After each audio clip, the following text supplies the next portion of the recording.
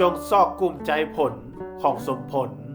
ข้อที่11จำ10 5 กับ 2 ของ 3x บวก 4 บวก 5 กับ 2 ของ 3x ลบ 5 เท่ากับ9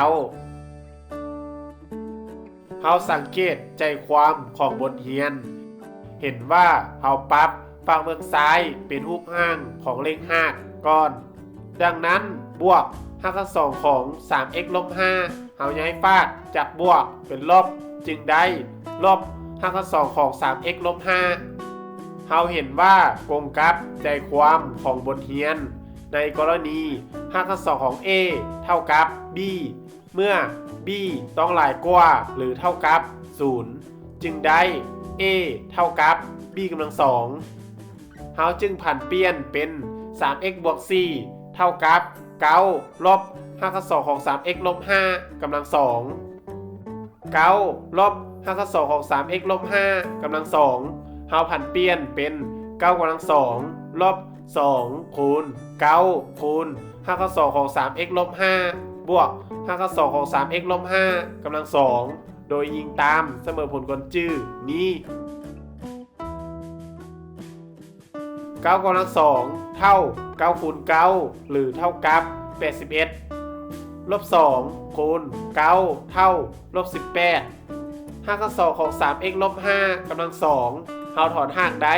3x ลบ 5 โดยยิงตามกุลักษณะ5คัน n นี้ ต่อมาเฮาซับซ้อนตัวที่มี x กับบ่มี x มาอยู่นำเดียวคือบวก 4 เฮาย้ายฟากจากบวกเป็นลบจึงได้ลบ 4 ลบ 18 5 กับ 2 ของ 3x ลบ 5 เฮาย้ายฟากจากลบเป็นบวกจึงได้บวก 18 5 กับ 2 ของ 3x ลบ 5 บวก 3x เฮาย้ายฟากจากบวกเป็นลบจึงได้ลบ 3x 3x ลบ 3x เท่า 0 81 ลบ 5 ลบ 4 เท่า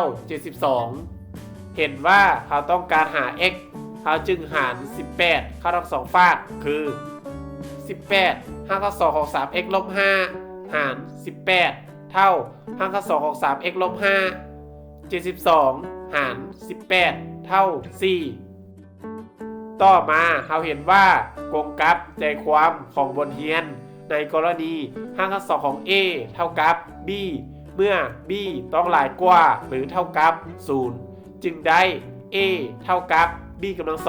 2 เราจึงผันเปลี่ยนเป็น 3x ลบ 5 เท่ากับ c กำลัง 2 c กำลัง 2 เท่า c คูณ 4 หรือเท่ากับ 16 ลบ 5 เราย้ายฟากจากลบเป็นบวกจึงได้บวก 5 16 บวก 5 เท่า 21 เห็นว่าเราต้องการหา x เราจึงหาร 3 เข้าทั้งสองฝากคือ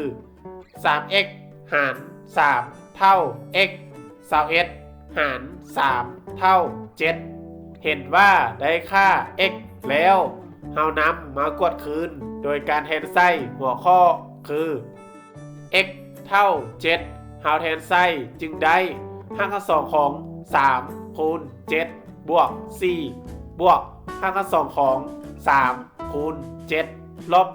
5 เท่ากับ 9 3 คูณ 7 บวก 4 เท่า 25 3 คูณ 7 ลบ 5 เท่า 16 25 เท่า 5 คูณ 5 หรือเท่ากับ 5 กำลัง 2 16 เท่า 4 คูณ 4 หรือเท่ากับ 4 กำลัง 2 5 กับ 2 ของ 5 กำลัง 2 เราถอนหากได้ 5 5 กับ 2 ของ 4 กำลัง 2 เราถอนหากได้ 4 5 บวก 4 เท่า 9 เห็นว่า